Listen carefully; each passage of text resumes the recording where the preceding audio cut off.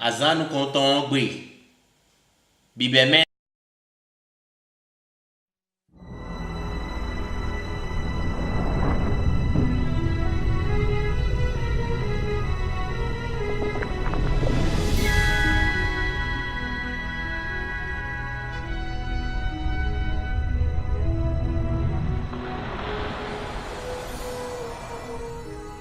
Mau dagba taun. Họ̀rán tán hu gan nù lẹ́ bí. Eblo tìǹkùsí kpó àìkúgbọ̀n kpó. Kpódó nùwédéjì lẹ́ bì kpó. Eyín mi lò nùwé máa blo lẹ́ kpọ́n wẹ́ ọ. Mìíràn mọ́dọ̀ bìyàn kpọ́n. Nùwé máa blo lẹ́ bì wẹ́ yán. Nù lẹ́ bí dé susu tán. Xɔme yíyan tán kpó họ̀rán tán kpó xlẹ́. Mau blo ati tɛmɛtɛmɛ lɛ gbeha tɛmɛtɛmɛ lɛ boblo kali tɛmɛtɛmɛ lɛ ene gudoɔ mau kankɔ do mɛ gbɛtɔnu kɔntɔn mau funfun do àwọn titɔ mɛ bo nɛ gbɛ gbɛtɔnu kɔntɔn ene wɛnyi Adamu mau de Adamu si adzadza ku do kpo do blo nyɔnu do kpo ni bena nyi wegɔtɔn ewɛnyi nyɔnu nu kɔntɔn ene yɔlɛ dɔ Eva. Mau blo sunukpo nyɔnukpo ɖo akpadzre eɖe sinɔtɔme bonu yina nɔ kɔ ɖo kpɔ me xe nunyɔnu ye ɖo mau nukɔ ɖo dzikpa ɖaɖagbe eblo nu ye yɔme enɔ yɔ dzikpa ɖɔ edeni uvɛ ɖo fine ya ku ɖo fine ya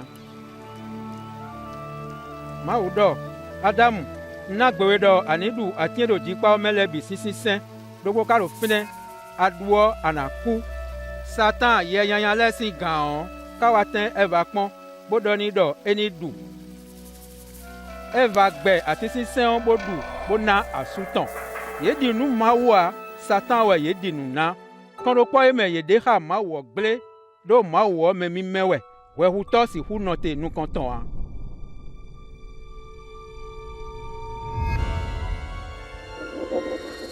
Mawu nya Adamu kpo Eva kpo si dzikpawo me yedu ŋuia ɖo yeseto nu mawua.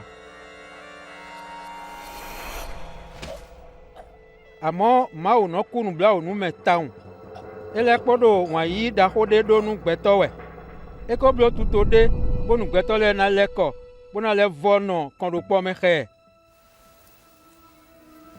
Mawu xɔ ma ɖe tito ye Mawu blo bona hlẽ gbɛtɔ lɛ gã si to dɔnu me dze xa ye lɛ me ye xlẽ tito ye eblo bona susu wɛ ye hu lɛ bona ɖe ŋuia nu ye ye bona dɔn ye bɔ kɔɖokpɔ nanɔ eye kpo ye kpo tɛtĩ ye. Mawu de tito eneo akpa ɖokpo xlẽ gbeyiɖɔtɔ Abraham.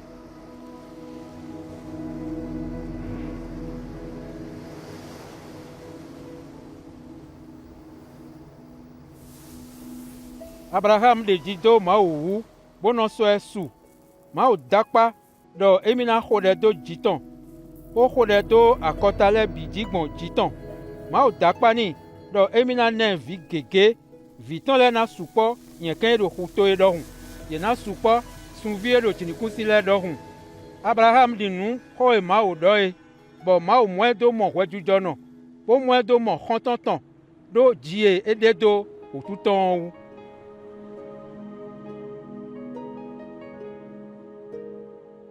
Mawu do Abraham kpɔn bona kpɔn ɖɔ ena ɖedzi do miwu bona blo nue emina ɖɔ niyɔ adzi eneo Mawu ɖɔ ni ɖɔ eni sɔ vitɔ do sa vɔ na Abraham tun ɖɔ kũwe si akpa Mawu to nue miɔ vie ne dziwɛ emina gba kũɔ gbɔn tso eɖedzi do Mawu wu wo se tonu ni hu esɔ nu bona hu vitɔ do sa vɔ nu Mawu.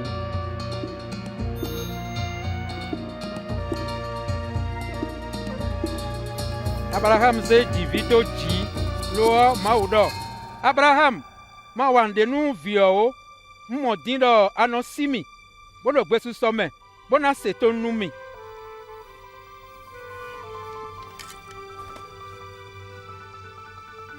ene gudoɔ Abraham mɔ agboɖoko sɛdo agboɔ zotɔ dɔdo zukame eneo Abraham ze agboe Mawu naɔ boto sa vɔ nu Mawu ɖo vitɔ tɛmɛ eye Mawu na agboɖokpo be yin vɔsanue ena hu ɖo Abraham viɔ tɛmɛɔ Wọ́n yí dahoe Mawu donu gbẹtọ́ lẹ́ wẹ̀ Mawu de xlẽ Abraham. Wọ́n ye vitɔ dagbe de nɔ yi nu vitɔ wẹ̀ ede xlẽ. Mawu do didi xlẽ wẹ̀ gbɔmɔ dɔ emi do lili wẹ̀ dɔ emi nana vɔsanu do kpo bena ku do gbɛtɔ lɛ tɛmɛ. Ekɔli din bɔn Mawu de xlẽ gbe yi dɔ tɔn lɛ dɔ emi na sɛ mɛ do kpo do bena ku do Adamuvi lɛ tɛmɛ. Ena de wɛ ye hu lɛ si bona de wunya nu ye eka hu wɛ debua. Mɛ ona hwali nu mɛ yi di nu ni lɛ gbɔn vɔ da hoe Esau gbla mɛ. Ye nanɔ kpɔ xa Mawu kaka sɔyi. Gbe yi dɔ lɛ ylɔ mɛ dɔ Mesia. Ye dɔ Mawu na sɛ do bena hlẽ gbɛtɔ lɛ gã bona yi axɔsu ye tɔn lobona do axɔsu do ye nu kaka sɔyi.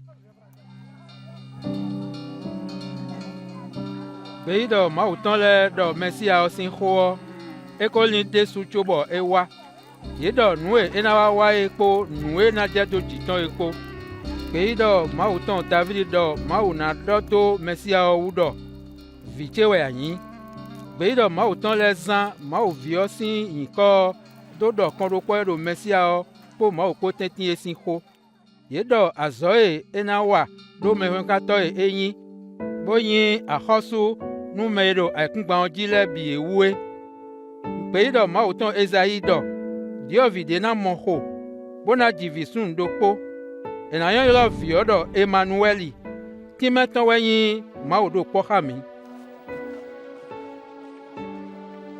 Gbe yi dɔ Mawu tɔn lɛ ŋlã dɔ ena dzi Mesia do Betlehem. Ye dɔ ena zɔn totsi dzi biɔ Jerusalem axɔsu ye tɔn dɔ ŋu. Ye lɛ ŋlã dɔ xɔtɔtɔ yi gãkpɛ gbã do sɛ. Gbe yi dɔ Mawu tɔn lɛ dɔ Mesia na sɔ gbɛtɔn do savɔ na. Mawu kana fɔn si mɛ kuku lɛ mɛ.